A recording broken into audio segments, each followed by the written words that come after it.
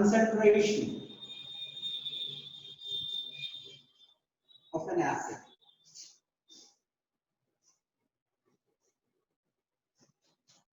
Acid की concentration के बारे में हम लोग बात करते हैं. It is defined as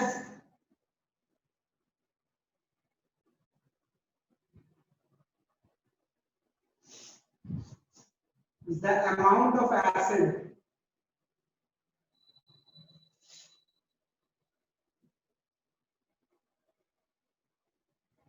present in a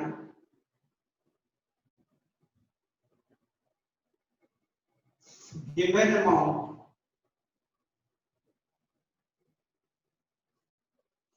of its aqueous solution.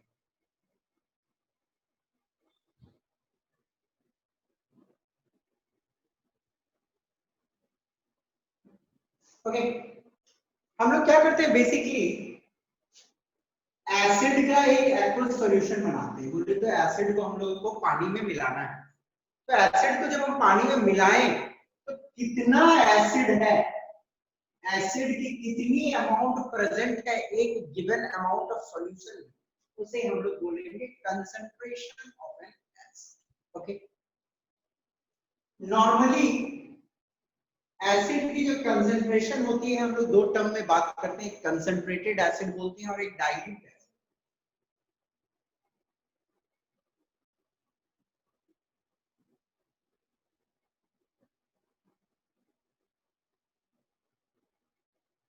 And this part basically जो कंसंट्रेशन ऑफ द एसिड होती है, तो इसके बारे में डेफिनेट न्यूमेरिकल्स होते हैं, बट आपको अपने सिलेबस में इसको नहीं देखना कि एसिड की कंसंट्रेशन कैलकुलेट करना है क्या.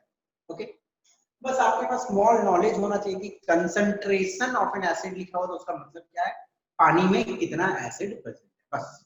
ठीक है ना, उस सॉल्यूशन में कितना एसिड प्रेजेंट है, एक्वस सॉल्यूशन में, पानी में, वो एक्वस सॉल्यूशन में कितना एसिड प्रेजेंट है, बस. कंसंट्रेटेड एसिड और डाइल्यूट एसिड. कंसंट्रेटेड एसिड क्या होता है, N acid solution that contains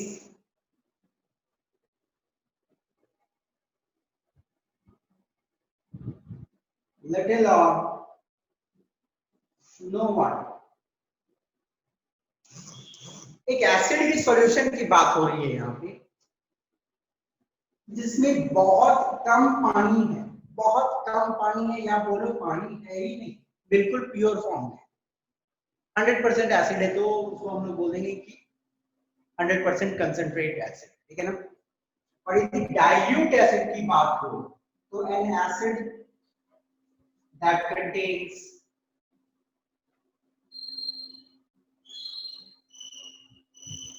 large proportion of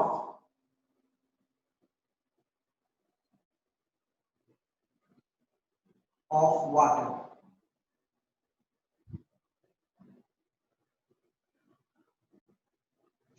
एक एसिड की सॉल्यूशन जिसमें पानी बहुत ज्यादा प्रेजेंट होगा उसे हम लोग बोलेंगे डाइल्यूट.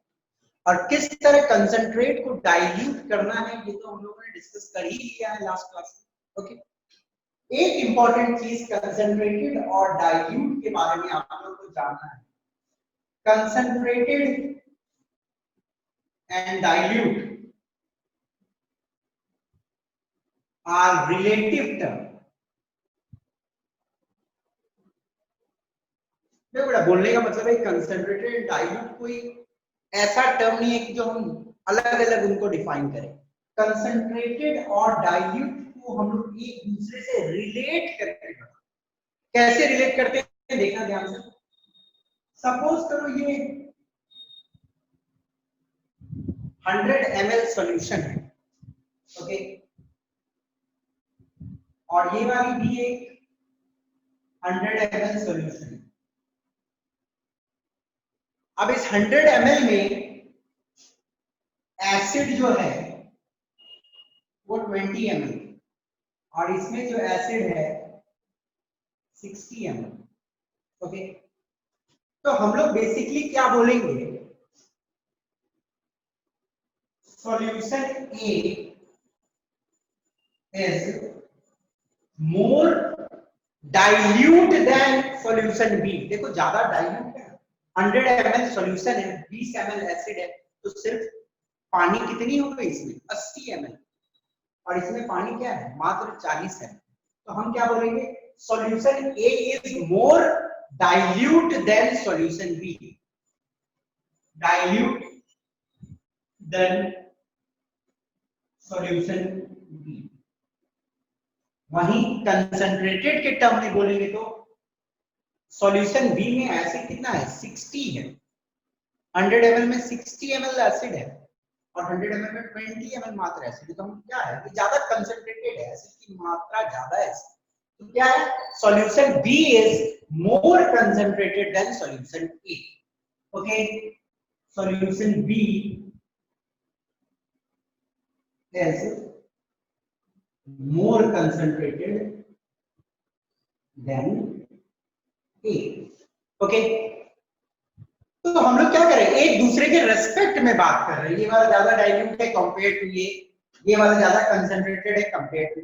ओके, तो कंसंट्रेटेड और डाइल्यूट जो है एक रिलेटेड टर्म है, एक किसी के आधार पे हम बोलते हैं कि ये ज्यादा डाइल्यूट होगा, ये ज्यादा कंसंट्रेटेड है, ऐसे। ठीक है ना, तो ये आइडिया ऑब्वियसली क्लियर हो, और एसिड को किस तरह डाइल्यूट करना है कंसंट्रेटेड को आप लोगों को मालूम ही है। तो किसी को भी डाउट है इस स्लाइड में, then you can ask me, otherwise I will move forward. Okay, any doubt you can ask me here.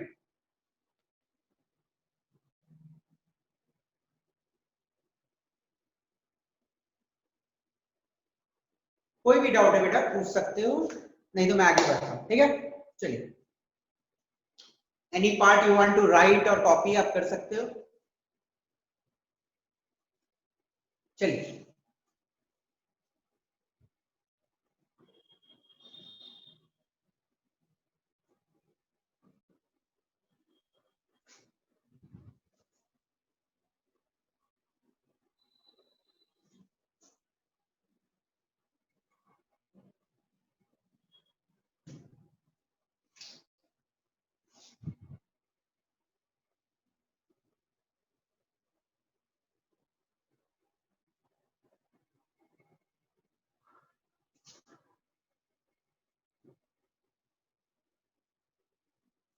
Basicity of an acid, acid की बेसिसिटी के बारे में बात हो रहा है। तो चलो हम लोग डेफिनेशन पहले समझते हैं और क्यों बोल रहे हैं बेसिसिटी ऑफ एन एसिड वो भी देखेंगे। इसकी जो डेफिनेशन है, the number of hydronium ion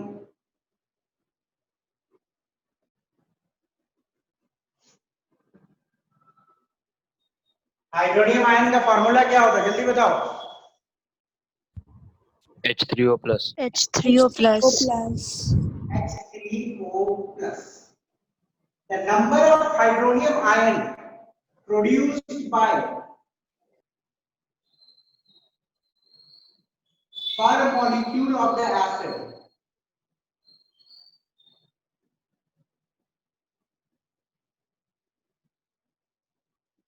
and its aqueous solution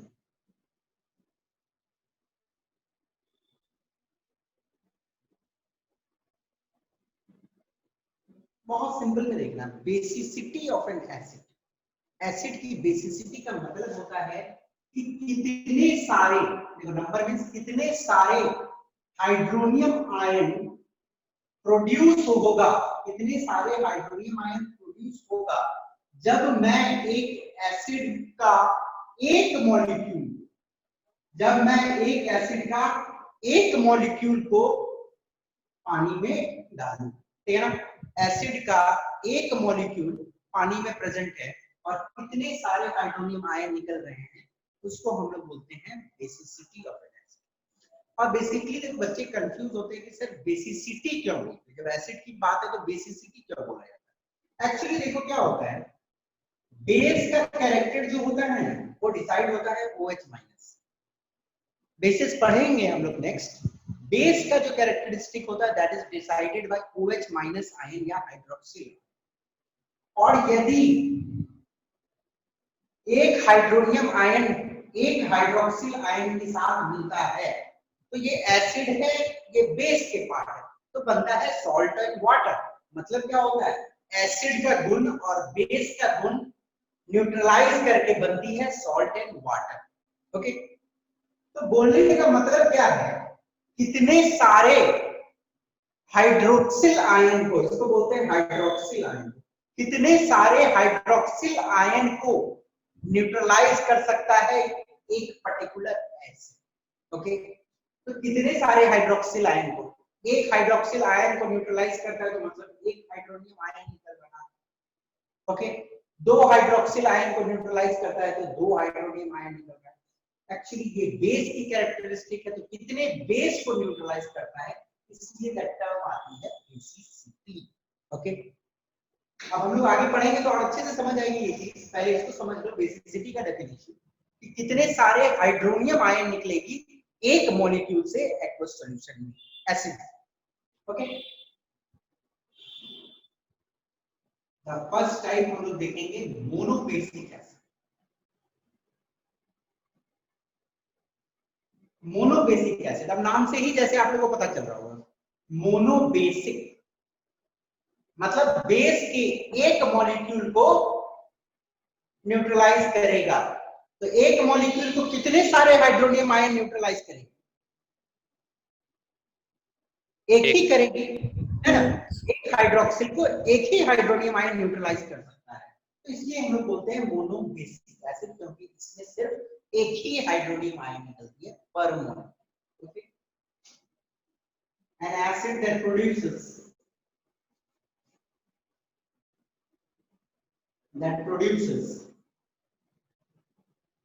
1H3O plus ion, 1H3O plus ion, एक hydronium ion per molecule of the acid,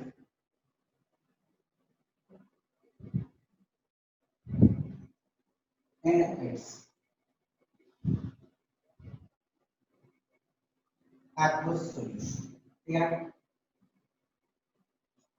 acid को मैंने पानी में डाला, एक मॉलिक्यूल से यदि एक हाइड्रोनियम आयन निकलती है तो हम उसको बोलते हैं मोनोबेसिक एसिड। ठीक है ना, एग्जांपल देखी जाए तो hydrochloric acid, nitric acid, acetic acid, okay, etcetera बहुत सारे। हाइड्रोक्लोरिक एसिड को यदि आप डालते हो पानी में तो देखो एक H2O से कंबाइन किया तो कितना सारा H हो गया, H2 और एक H3 और O, तो H3O plus plus Cl minus, कितने सारे हाइड्रोनियम आयन, एक ही हाइड्रोनियम आयन, तो we are calling it a monobasic. Similarly acetic acid का देख लो, इंपॉर्टेंट है। एसिटिक एसिड को जब एक्वस सॉल्यूशन में डालोगे तो ये कंफ्यूज मत होना कि तीन और एक चार हाइड्रोजन यहाँ पे है तो चार हाइड्रोजन चार वाटर के साथ कंबाइन कर जाएगा, नहीं ऐसा नहीं होता है। ये जरूरी नहीं है कि जितना हाइड्रोजन है वही उसकी बेसिसिटी डिसाइड करे, कितने हाइड्रोजन टूटते हैं वो डिसाइड करे। इसमें सिर्फ एक हाइड्रोजन टूटेगा, एक हाइड्रोजन एक वाटर के साथ कंबाइन कर रहा है, तो H3O plus plus CH3COO minus, इसका नाम है acetate ion. Name is acetate ion. Okay, acetic acid पानी में डालें तो एक ही हाइड्रोनियम आयन निकले, इसलिए हम लोग इसको मोनोबेसिक एसिड ही बोलेंगे। कंफ्यूज नहीं होना है कि जितना सारा हाइड्रोजन उतना उसका बेसिसिटी, नहीं, ये गलत बात है। इतने सारे टूट के वाटर साथ कंबाइन करेंगे। ओके, तो एग्जांपल्स आप दिमाग में रख सकते हो, नाइट्रिक एसिड का भी देख सकते हो, नाइट्रिक एसिड वाटर के साथ एक H3O+ और NO3। So this is the concept of monobasic acid.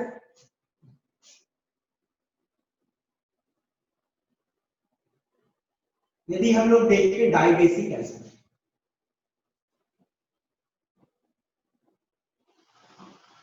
Dibasic acid definition आप लोगों को सबको मालूम ही होगा, N acid that produces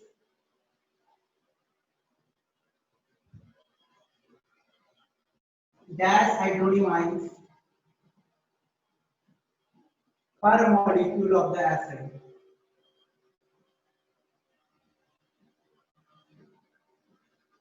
in aqueous solution.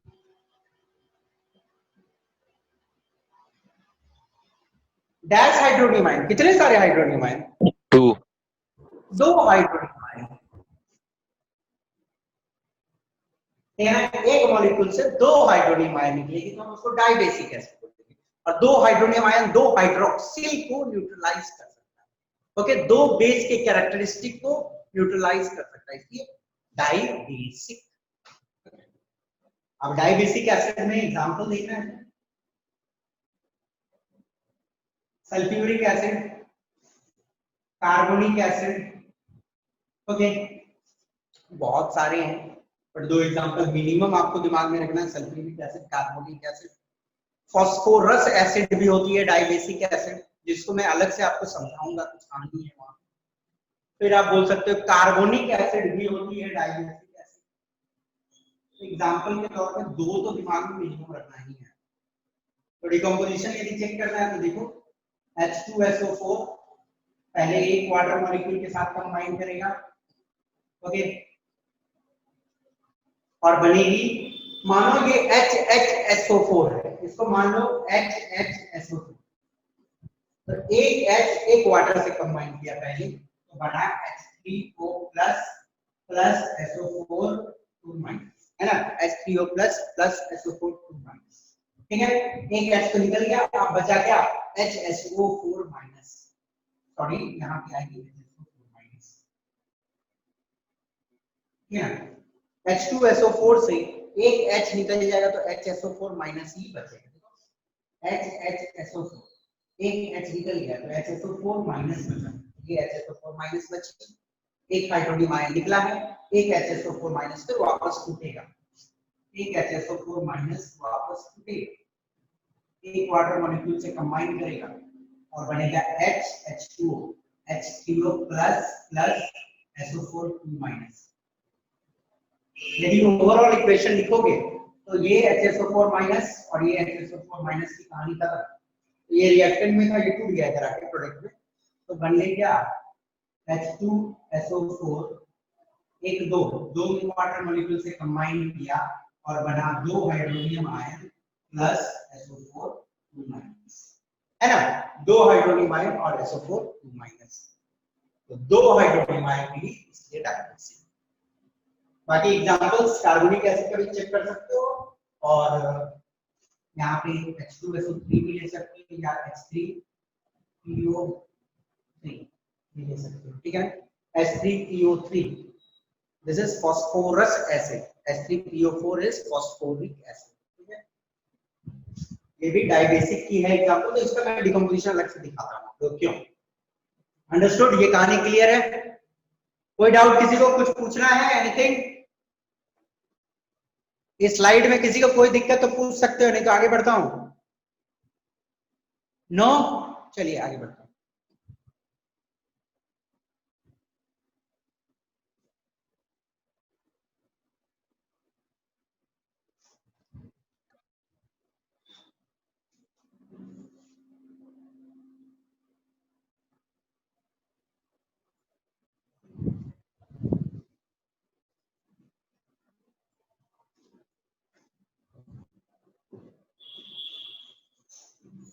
कौन बच्चा अभी ज्वाइन किया है, क्या नाम है, नाम बताइएगा सर बेटा। सर हम हैं अंकित, यस सर। लेट क्यों ज्वाइन किया बेटा? सर हमको लगा था 6 बजे से आज क्लास। अच्छा, आपको मालूम है? मैम कॉल की थी पर, अच्छा ठीक है ठीक है ठीक है, क्लास टाइमिंग आप लोगों की चेंज है 5 o'clock।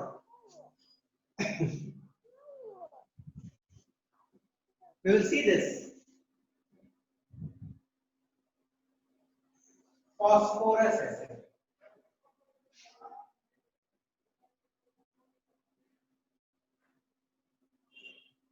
फॉस्फोरस एसिड जो होती है, ध्यान से देखना है,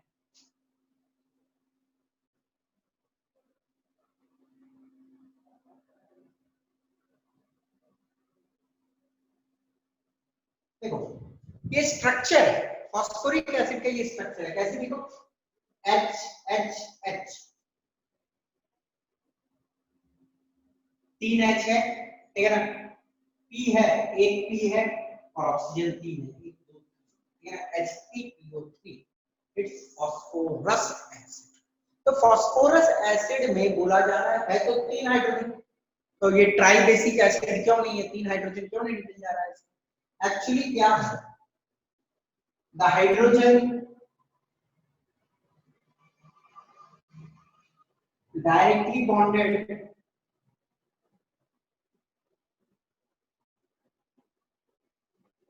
to phosphorus cannot be replaced. Okay. जो हाइड्रोजन डायरेक्टली बॉन्डेड है फास्फोरस से उसको रिप्लेस नहीं किया जा सकता, वो निकलेगा ही नहीं, वाटर में डालो वो निकलेगा ही नहीं। निकलता कौन है, ये दो निकलता है, जब ये दो से निकलता है तो दो वाटर मॉलिक्यूल से जुड़ता है और दो वाटर मॉलिक्यूल से जुड़ने का तो दो ही हाइड्रोजन आयन बन पाते हैं। तो फास्फोरस एसिड एक डाई बेसिक एसिड है, गलती मत करना, ऐसे क्वेश्चन पूछे जाते हैं एंड ये एक इंपॉर्टेंट, फास्फोरस एसिड एक डाई बेसिक एसिड है। इसकी सीनियर क्लासेस में काफी एप्लीकेशन आएंगे तो अच्छे से देखना, okay, so try to study this hard, मतलब इस टॉपिक को अच्छे से दिमाग में रखना है, बड़े चलिए। The next type of acid that we will discuss is tribasic acid.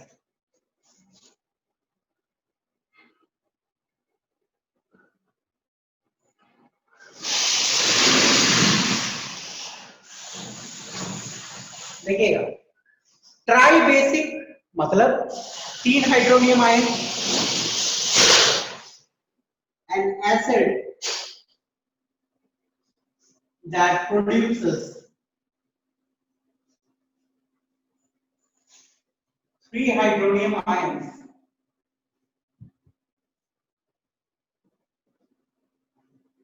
per molecule of the acid. The acid in its aqueous solution. एक मॉलिक्यूल को मैंने पानी में डाला, एक मॉलिक्यूल ऑफ एसिड को पानी में डालने के बाद कितने सारे हाइड्रोनियम आयन निकलेगी, दैट इज 3। यदि 3 निकलेगी तो we will call it as tribasic. Example देखा जा सकता है इसका, H3PO4 phosphoric acid, C6H8O7, this is citric acid। तो फिलहाल इसका फॉर्मूला याद कर लो, बाद में मैं बता दूंगा किस तरह डिराइव होती है, जब ऑर्गेनिक पढ़ेंगे तो हम लोग देखेंगे। C6H8O7 दिमाग में रखो, सिट्रिक एसिड।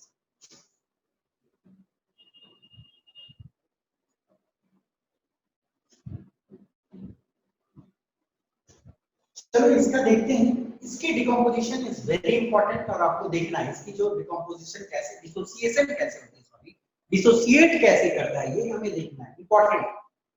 H3PO4 पहले एक वाटर मॉलिक्यूल के साथ यदि कंबाइन करता है तो मानो एक H2O के साथ जुड़ा, एक H2O के साथ जुड़ा तो बना H3O+, ठीक है ना, कितनी बच गई, 2 H बच गई है, H2PO4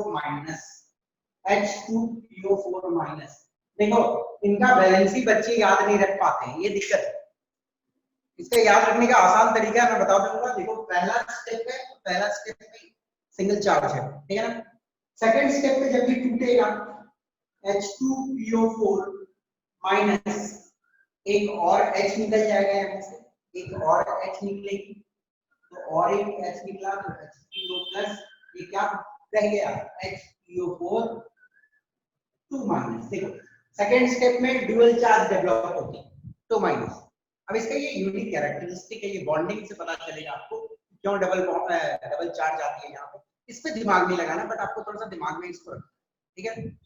HPO4 2 माइनस, अब HPO4 2 माइनस, तीसरा वाला भी निकल जाएगा, तीसरा वाला निकलेगा इसके साथ कंबाइन हो जाएगा HPO plus, H3O plus PO4 3 minus phosphate PO4 3 minus। Overall equation यदि हम लोग देखें तो ओवरऑल इक्वेशन यदि देखोगे तो ये था प्रोडक्ट में, ये रिएक्टेंट बन के टूटा, ये था प्रोडक्ट में, फिर रिएक्टेंट बन के टूटा, स्टेप में टूट रही है। तो कितने सारे देखो, एक H3PO4 कितने वाटर, 1 2 3 3 वाटर, ठीक है ना, 3 वाटर से क्या कितने सारे हाइड्रोनियम आयन, 3 हाइड्रोनियम आयन और PO4 3 माइनस। इस आयन का नाम बताओ तो जल्दी कोई, इस आयन का नाम क्या है, phosphate. Phosphate ion. Phosphate ion, ठीक है ना। तो फॉस्फोरिक एसिड 3 वाटर मॉलिक्यूल के साथ कंबाइन करेंगे 3 हाइड्रोनियम आयन देंगे, 3 हाइड्रोनियम, तो 3 हाइड्रोनियम आयन तो बेसिसिटी 3 हो गई, बात खत्म है। यहाँ एग्जांपल याद रखना, स्कूल एग्जामिनेशन में 2 एग्जांपल इसका पूछा गया, तो सिट्रिक एसिड बच्चे के माथे से स्लिप होता है तो C6H8O7 याद रखना। Any doubt in this slide you can ask me, otherwise I will move on. Okay, तो पूछना है नहीं, चलो आगे।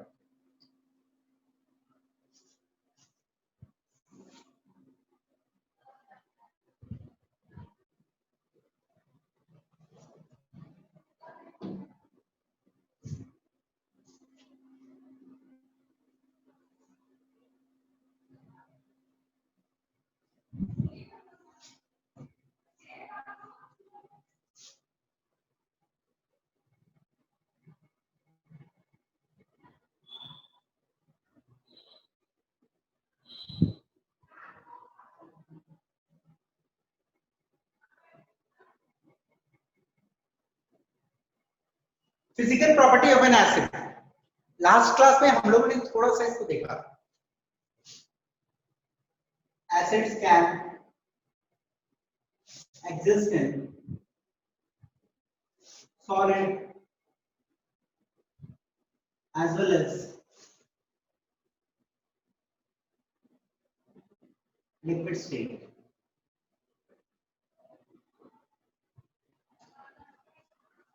तो एग्जांपल्स लास्ट क्लास में मैंने दिया था, बहुत सारे एग्जांपल थे, तो उसको दिमाग में रखना है कि एसिड सॉलिड स्टेट और लिक्विड स्टेट दोनों में एग्जिस्ट करेगी। Examples refer from last class में बहुत सारे एग्जांपल दिए थे। Okay, acids are sour in taste, acid का जो टेस्ट होता है खट्टा होता है, बट स्ट्रिक्टली मिनरल एसिड को टेस्ट नहीं करता, क्योंकि मिनरल एसिड जो होती है हाइड्रोक्लोरिक, नाइट्रिक, सल्फ्यूरिक एसिड, ये काफी नुकसान कर सकते हैं आपके स्किन को। सो डू नॉट टेस्ट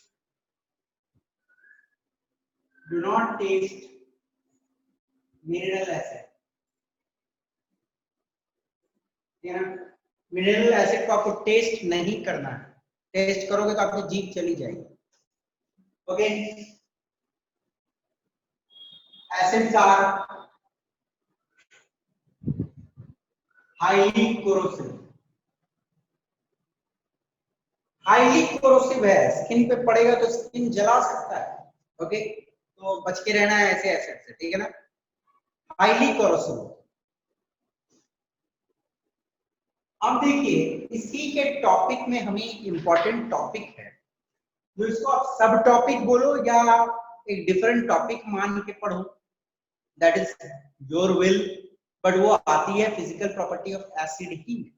तो चलो हम लोग देख लेते हैं एक सब टॉपिक या डिफरेंट टॉपिक मान के देख लेते हैं, इंडिकेटर्स।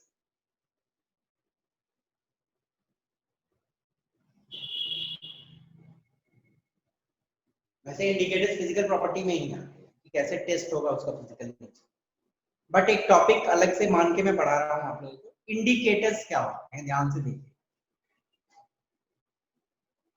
इंडिकेटर्स आर कॉम्प्लेक्स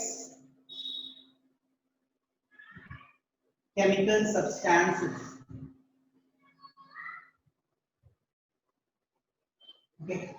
जो इंडिकेटर्स होते हैं वो कॉम्प्लेक्स केमिकल सब्सटेंस होते हैं, उनकी फॉर्मूला काफी कॉम्प्लेक्स होती है, उनके फॉर्मूलाज हमें अभी नहीं देखना है, सीनियर क्लासेस में आने के बाद देखोगे।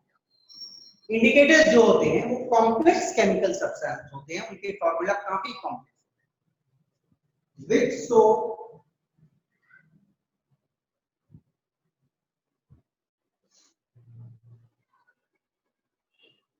different color in acidic or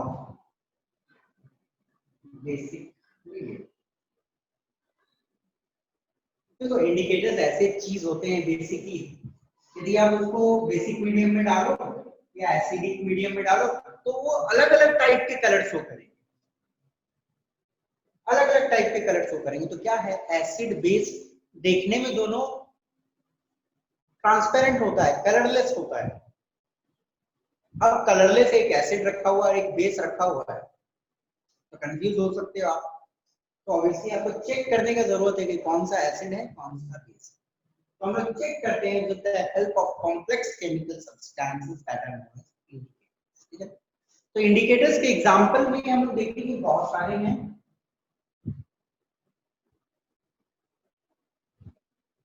litmus एक इंडिकेटर होती है, लिटमस इज एन इंडिकेटर। कहां से डिराइव होता है?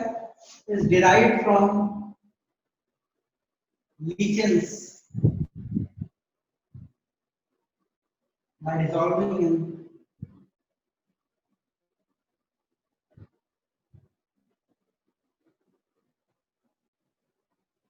distilled water। तो क्या है, lichen जो है एक्चुअली थैलोफाइटा ग्रुप का एक प्लांट होता है। थैलोफाइटा क्या है, you can refer from biology. Thallophyta एक ग्रुप होती है जिसकी एक प्लांट है लिचेंस। उस प्लांट के जूस से फिर पानी में उसे मिला दिया जाता है, उस प्लांट के जूस को पानी में मिलाया जाता है डिस्टिल्ड वाटर में, तो हमें मिलता है लिटमस सॉल्यूशन। और लिटमस सॉल्यूशन एसिड और बेस सॉल्यूशन में अलग अलग टाइप की अपीयरेंस लेती है। क्या लेती है बाद में देखेंगे, पहले आप एग्जांपल समझो। Litmus,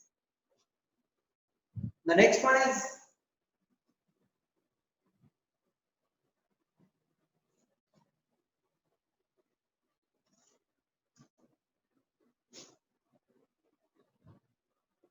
red cabbage extract.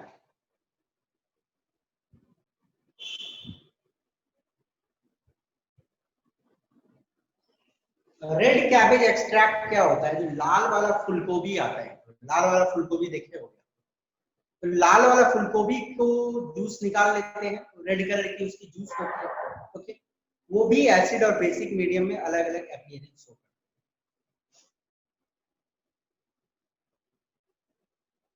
है। Extract from red cabbage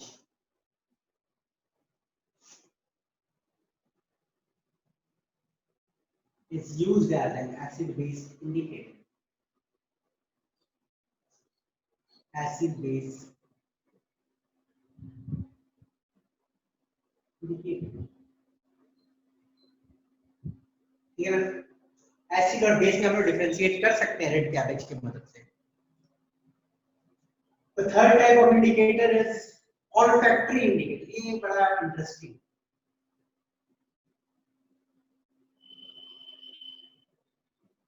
olfactory indicators बोला जाता है कि जो हमारे सेंस को इफेक्ट करता है, सेंस ऑफ स्मेल को, सूंघने की शक्ति। आप लोगों को मालूम होगा, कुछ एग्जांपल मैं आपको देता हूं इसका। क्लोव ऑयल, वेनिला या ओनियन। ये जो क्लोव ऑयल होता है, मतलब बोले तो लौंग का तेल, बहुत स्ट्रॉन्ग स्मेल होता है, बहुत भयंकर उसमें स्मेल निकलती है, खुशबू रहती है। वेनिला, वेनिला आइसक्रीम जो खाते हो एक स्मेल होती है उसकी कैरेक्टरिस्टिक्स। ओनियन, ओनियन का भी एक अपना स्मेल होता है। तो ऑल्फैक्टरी इंडिकेटर्स ऐसे इंडिकेटर्स होते हैं जो एसिड में डालोगे तो कुछ स्मेल में उसमें फर्क आती है या नहीं आती है, वो हम लोग देखेंगे बाद में। बेस में भी कुछ चेंजेस आते हैं, ठीक है ना। कैरेक्टरिस्टिक स्मेल रहती है बेसिक में और एसिड में। ओके, बोलने का मैं बता रहा हूँ, बेस में यदि आप लोग सोडियम हाइड्रोक्साइड प्याज के ऊपर डालोगे या लौंग का तेल के ऊपर या वेनिला का ऊपर, तो इन सब का स्मेल गायब हो जाएगा, इनका खुशबू नहीं निकलेगा। प्याज को सूंघते रह जाओगे, कुछ आएगा ही नहीं इसमें, यदि बेस इसके ऊपर डाल दिया जाए। तो olfactory indicators, these indicators so characteristic smell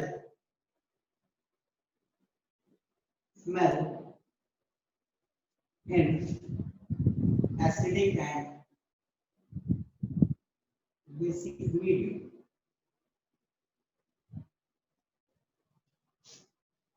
और कुछ जो केमिकल इंडस्ट्रीज में या लेबोरेटरी में यूज होती है, तो कुछ तीन बेसिकली यूज होती है।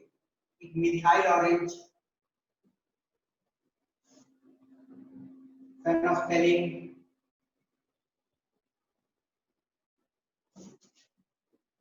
are some commonly used indicator.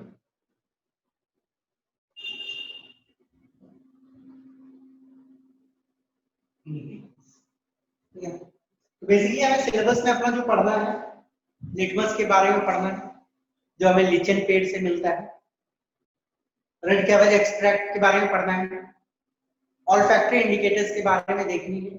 Third is methyl orange and phenolphthalein के बारे में। अब लोग देखेंगे कि ये लोग एसिड मीडियम में या बेसिक मीडियम में क्या चेंज होती है नेक्स्ट, बट इंडिकेटर्स क्या होते हैं, कौन कौन से हैं, आपको कोई दिक्कत समझने में तो आप मुझसे पूछ सकते हैं। You can ask me now.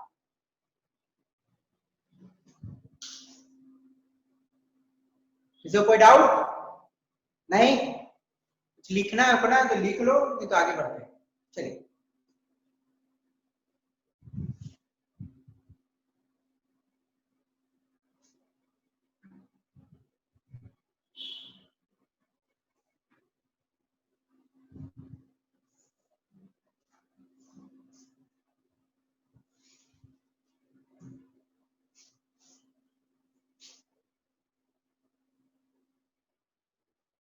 indicators change in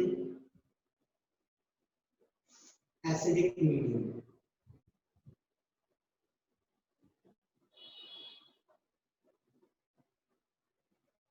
देखो, यदि आप लिटमस लेते हो, तो लिटमस दो टाइप के होते हैं, blue litmus, red litmus.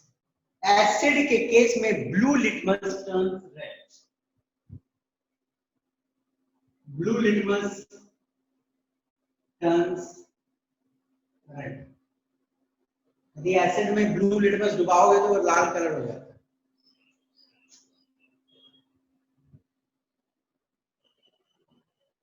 Red cabbage extract,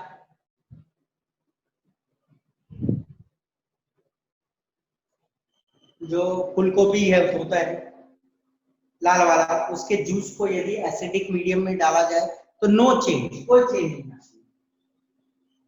no change, वो लाली कलर का रहता है। बट वहीं रेड कैबेज एक्सट्रैक्ट को आप बेसिक मीडियम में डालोगे तो वो ग्रीन कलर का। तो हम लोग एसिड बेस से फर्क कर सकते हैं ना, रेड कैबेज एसिड में कलरलेस रहता है भले, बट मतलब सॉरी कलरलेस नहीं, अपने कलर को मेंटेन करता है एसिड में, बट बेस में जाने के बाद उसी की जो ये रेड कलर रहती है वो ग्रीन कलर की। ओके, एसिड बेस में अच्छा से डिफरेंशिएट हो जाएगा। ऑल्फैक्टरी इंडिकेटर्स,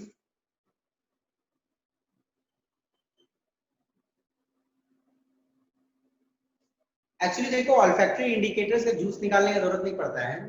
लौंग का तेल को क्या करो, एक कपड़ा में डाल लो, या वेनिला जो होती है उसको कपड़ा में लगा लो, या आप ओनियन को कपड़े में रगड़ लो, एक स्मेल आएगा। एसिड में उसकी स्मेल को कोई नुकसान नहीं होता। यदि आप एसिड डाल दोगे प्याज पे या लौंग के तेल में तो कोई इफेक्ट नहीं होगा, उसकी स्मेल रहेगी।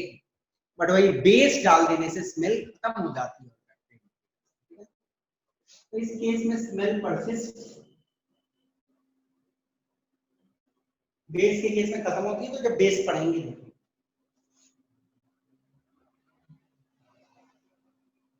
Methyl orange, orange to pink colour, pink colour की हो जाएगी मिथाइल ऑरेंज। ओके, वहीं फेनोल्फथैलीन,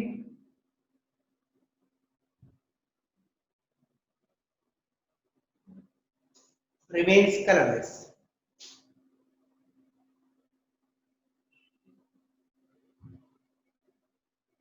अब इन चीजों से आप एसिड को चेक कर सकते हो, तो बेटर है सबसे अच्छा लिटमस से टेस्ट करो, जो सबसे आसान है, ब्लू लिटमस से हो जाएगी। मिथाइल ऑरेंज भी ऑरेंज टू पिंक हो जाती है, फेनोल्फथालीन का कलर में कोई बदलाव नहीं आता। ओके, एनी डाउट, कोई भी दिक्कत इसमें? इसको तो पहले नोट कर लो, बहुत इंपॉर्टेंट है। ओके, देखिए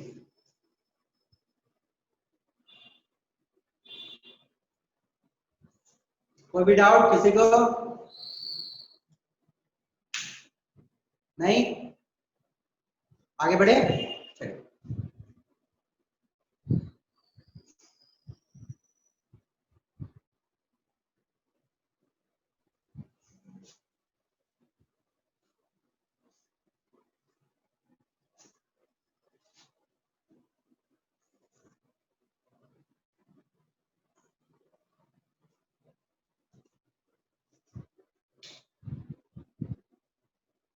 next we will switch to chemical properties of acid. तो एसिड का प्रिपरेशन हम लोगों ने देख लिया, फिजिकल प्रॉपर्टीज देख लिया, अब एसिड के कुछ केमिकल गुण देखते हैं। Okay,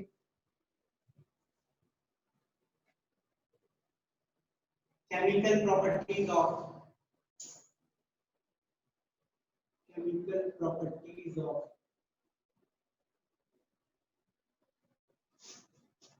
N acid.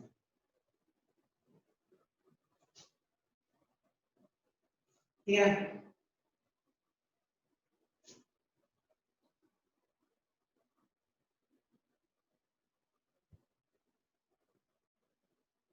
reactive metal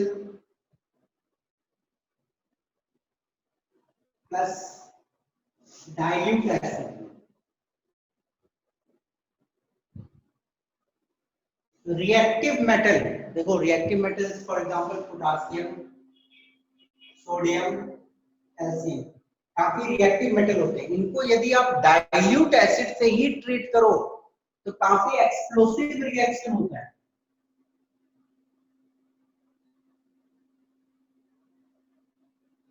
explosive reaction, container भी फट सकता है, तो आपको अवॉइड करना है पोटासियम, सोडियम, कैल्शियम को एसिड के साथ रिएक्शन नहीं करवानी। डाइल्यूट में भी नहीं, कंसंट्रेटेड यूज करोगे तो भयंकर नुकसान हो जाएगा। कंसंट्रेटेड में तो ये सबको गलती से भी नहीं डालना है, मतलब समझ लो कि आग तो पकड़ेगी, कंटेनर फटेगा, आपको बहुत नुकसान हो सकता है। तो आप डाइल्यूट एसिड में भी, मतलब कंसंट्रेटेड तो भूल जाओ, कभी नहीं गलती से डालना, पर डाइल्यूट में भी इनको नहीं डालना, ठीक है ना।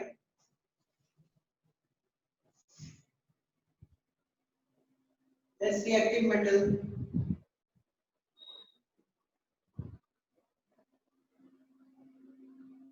reacts moderately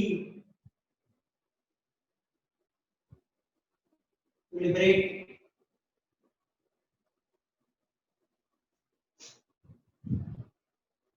hydrogen. जो लेस रिएक्टिव मेटल होते हैं वो मॉडरेटली, मतलब मीडियम रेट में रिएक्ट करती है और आप हाइड्रोजन गैस भी बना सकते हो। Got it? तो लेस रिएक्टिव मेटल का रिएक्शन, वो भी डाइल्यूट के साथ ही बात कर रहा हूँ बेटा, कंसंट्रेटेड के साथ नहीं डालना है। मेटल का रिएक्शन और कंसंट्रेटेड से थोड़ा अवॉइड कीजिए, ठीक है। तो डाइल्यूट के साथ, चलो हम कुछ रिएक्शन देखते हैं। यदि आप मैग्नीशियम को हाइड्रोक्लोरिक एसिड में डाल, मैग्नीशियम को हाइड्रोक्लोरिक एसिड में डाल दो तो मैग्नीशियम क्लोराइड MgCl2 मिलेगी प्लस हाइड्रोजन गैस आपकी, ठीक है ना। बैलेंस करना है तो इक्वेशन बैलेंस कर सकते हो, 2 डाल दोगे आप तो 2H 2Cl, ठीक है ना। Got it? वहीं आप एल्यूमिनियम को चाहो HCl से रिएक्ट करवाना तो ये भी रिएक्शन होगा, AlCl3। पर बेटा देखो, ये रिएक्शन नॉर्मली करना दिक्कत क्यों होता है मैं बताता हूँ। एल्युमिनियम के ऊपर में एक परत पड़ जाता है एल्युमिनियम ऑक्साइड का, जो बहुत जल्दी नहीं निकलती, तो नॉर्मली ये रिएक्शन करना थोड़ा मुश्किल होता है। तो इस रिएक्शन को हम लोग नहीं करेंगे, वो ये रिएक्शन थोड़ा हीट उट करना पड़ता है। तो अल्युमिनियम पे आप सभी को मालूम है कि अल्युमिनियम पे एक अल्युमिनियम ऑक्साइड की टफ लेयर चढ़ जाती है जिसको एसिड को गलाने में टाइम लगता है, फिर वो रिएक्शन आगे बढ़ेगी। तो we avoid the reaction with aluminium, नहीं होगी, हाइड्रोजन गैस नहीं मिल पाता है। ओके, बहुत स्लो रिएक्शन, बोलो ना के बराबर। जिंक का करवा लो सल्फ्यूरिक एसिड के साथ, तो जिंक सल्फेट प्लस। क्वेश्चन पूछा जा सकता है कि एल्युमिनियम क्यों एसिड के साथ नहीं रिएक्ट करती है जल्दी, क्योंकि एल्युमिनियम के ऊपर में एक लेयर चढ़ गया। ओके, एल्युमिनियम ऑक्साइड का, that is a very tough layer. Zinc sulphuric acid के साथ zinc sulphate hydrogen gas. Iron को भी सल्फ्यूरिक एसिड साथ करवा सकते हो, FeSO4 plus hydrogen gas. Okay, got it. ये कुछ स्पेसिफिक रिएक्शन है, मैग्नीशियम जिंक आयरन के साथ हाइड्रोजन मिलेंगे और पर्टिकुलरली सॉल्ट मिलता है जो एक्वस सॉल्यूशंस है। बट आपको ध्यान देना है यहाँ पे एक चीज कि जो हम लोग यूज करते हैं, नॉर्मली हाइड्रोजन प्रिपेयर करने के लिए, दैट इज ये रिएक्शन से हम लोग नॉर्मली प्रोड्यूस करते हैं। क्यों? क्योंकि जिंक उतना महंगा भी नहीं है, नॉर्मली मिल जाती है और हम लोग रिएक्शन करके हाइड्रोजन प्रोड्यूस कर सकते हैं। बट अगर हर केस में मिलेगी, मैग्नीशियम थोड़ी महंगी आती है, that is the reason zinc is the best method for preparation of hydrogen. But one important thing that you have to keep in your mind, hydrogen cannot be prepared by using nitric acid, a strong oxidizing agent.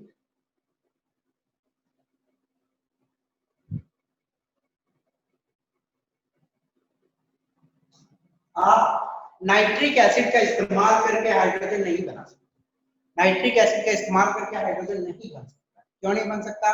क्योंकि nitric acid एक strong oxidising agent है। Oxidising agent मतलब तो hydrogen को वो oxidise करके water बनाते हैं। नाइट्रिक एसिड लेते हो इस केस में तो क्या होगा, हाइड्रोजन को ऑक्सीडाइज कर देगा और वाटर बन जाता है। हाइड्रोजन मिलता ही नहीं, वाटर बनता है। तो नाइट्रिक एसिड के हेल्प से आप हाइड्रोजन प्रोडक्शन नहीं कर सकते हो नॉर्मल मेटल के साथ। ओके, तो कौन सा मेटल आपको प्रोड्यूस करना है? एक है, दो मेटल है, मैंगनीज, ओके, और मैग्नीशियम।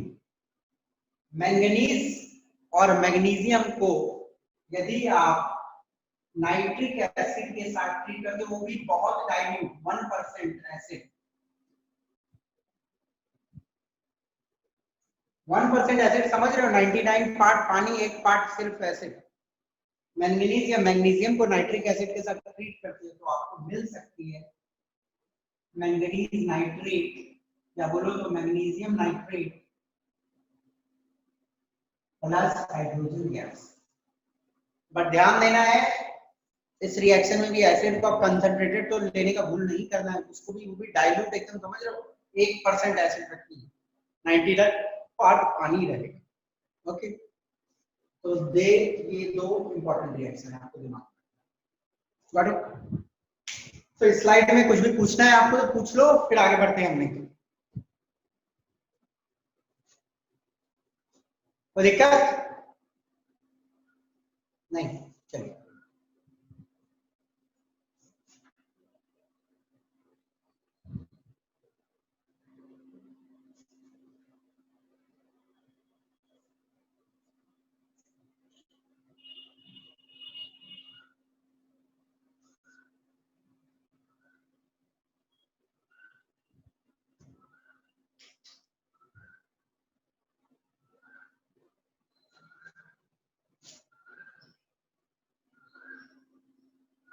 नेक्स्ट रिएक्शन हम देखेंगे, reaction with basis.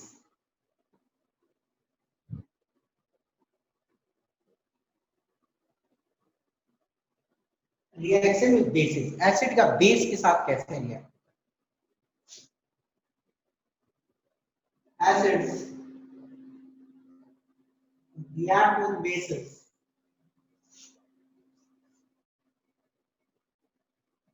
to form salt and water. Acid base के साथ रिएक्ट करता है तो नमक और पानी में, मतलब नमक common salt, salt and water, क्या मिलता है? Salt and water. Okay, and this reaction is known as neutralization reaction.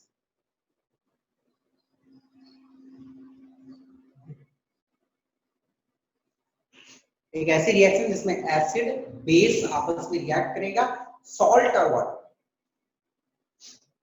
देखो ये एक बेस है, कॉपर ऑक्साइड का बेस, ठीक है ना. कॉपर ऑक्साइड रिएक्ट करेगा HCl के साथ करवा दो या सल्फ्यूरिक एसिड के साथ करवा दो. Copper sulphate plus water, copper sulphate और पानी, कॉपर सल्फेट और वाटर, ठीक है ना. Got it. तो बेस है, एसिड है, ये सॉल्ट है और ये वाटर, ठीक है ना. ये एक्वस सॉल्यूशन बनेगा, मिला हुआ रहेगा पानी.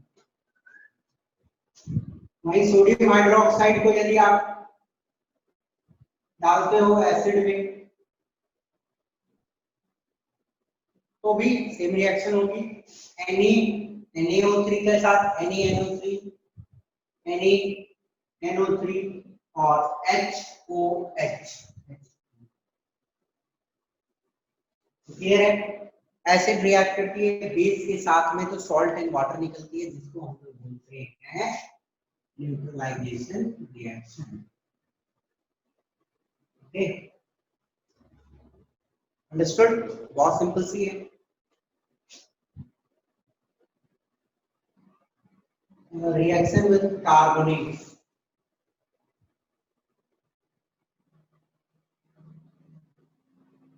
कार्बोनेट के साथ रिएक्शन देखिएगा.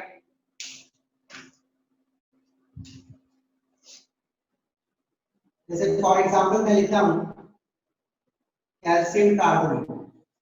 कैल्शियम कार्बोनेट को मैं रिएक्शन करवा दूं HCl के साथ, ठीक है. कार्बोनेट है, देखो कार्बोनेट के साथ हमेशा सिमिलर ही reaction, calcium carbonate plus HCl, CaCl react करेगा तो CaCl2 बनेगा, ठीक है ना.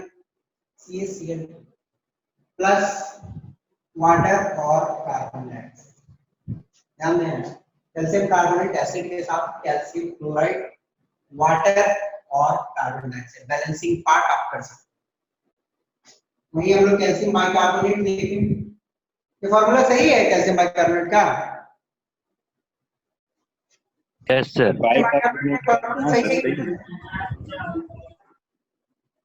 सही है सर. गलत है, कैल्शियम की वैलेंसी 2 होती है, तो बाइकार्बोनेट होल 2 होगा. ओके, प्लस HCl आपको मिलेगा कैल्शियम का chloride plus water plus carbon dioxide, same product बनती है, कोई दिक्कत नहीं. कार्बोनेट या बाइकार्बोनेट बहुत इंपॉर्टेंट रिएक्शन है, पूछे जाते हैं एग्जाम में. कार्बोनेट लो बाइकार्बोनेट लो, दोनों केस में सिमिलर रिएक्शन होगी, ठीक है. अब इंपॉर्टेंट चीज, calcium carbonate does not react with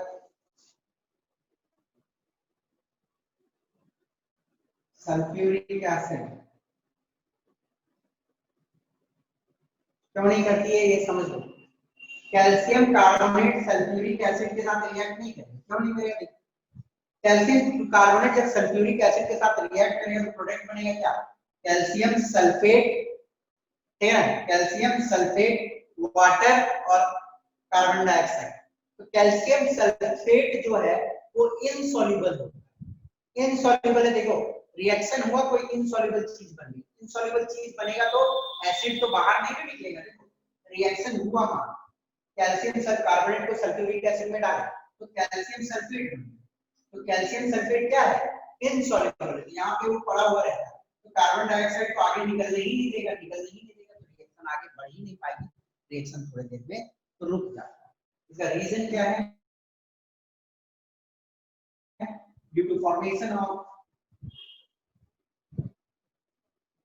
insoluble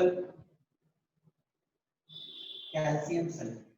calcium sulphate मिलता ही नहीं है, एक्वस सॉल्यूशन में मिलना चाहिए ना उसको, वो बैठ जाता, बैठ जाएगा तो एसिड सॉरी वो क्या बोलते हैं, गैस को निकलने ही नहीं देता, और गैस नहीं निकलेगी रिएक्शन रुक जाता.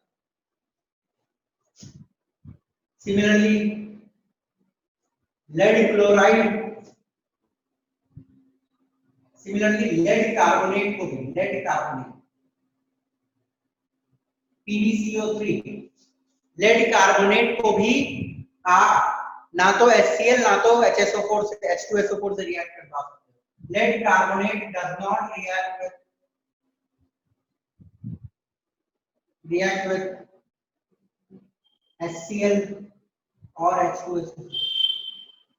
देखो बेटा, ये लेड कार्बोनेट है, वो ना तो HCl से रिएक्ट करेगा और ना तो H2SO4 से रिएक्ट करेगा। क्यों? क्योंकि लेड कार्बोनेट को HCl से करवाओगे तो लेड क्लोराइड बनेगी, वो भी इनसॉल्युबल होती है। सल्फ्यूरिक एसिड से तो लेड सल्फेट बनेगी, तो वो भी इनसॉल्युबल। तो इनसॉल्युबल चीज बना तो गैस तो बाहर निकले नहीं पाएगा वो सॉलिड के थ्रू। जब बाहर गैस नहीं निकलेगा तो रुक जाएगी रिएक्शन, आगे नहीं हो पाएगी। तो ये कहानी है कार्बोनेट्स के साथ रिएक्शन की। इंपॉर्टेंट है कि कैल्शियम कार्बोनेट क्यों नहीं रिएक्ट करता है, लेड कार्बोनेट क्यों नहीं रिएक्ट करता है, दोनों में से पूछ के जाओ। ओके, दिमाग में रखना, इंपॉर्टेंट। तो फिलहाल ये तो कुछ केमिकल प्रॉपर्टीज है, हमें और डेप्थ में केमिकल प्रॉपर्टीज देखने हैं। And in the last next class probably we will start with basis. तो इन टेक्स्ट क्वेश्चन सारा बना लेना, इसका बुक्स तो सबके पास अवेलेबल होगा आई सपोज। तो सारे इन टेक्स्ट क्वेश्चन बना के आना नेक्स्ट क्लास में, तो मैं कुछ पूछूंगा आपसे नेक्स्ट क्लास में, कितने बच्चे बनाए नहीं बनाए। कोई भी डाउट है इसमें? नहीं? चलिए मिलते हैं नेक्स्ट क्लास। चलो, थैंक यू।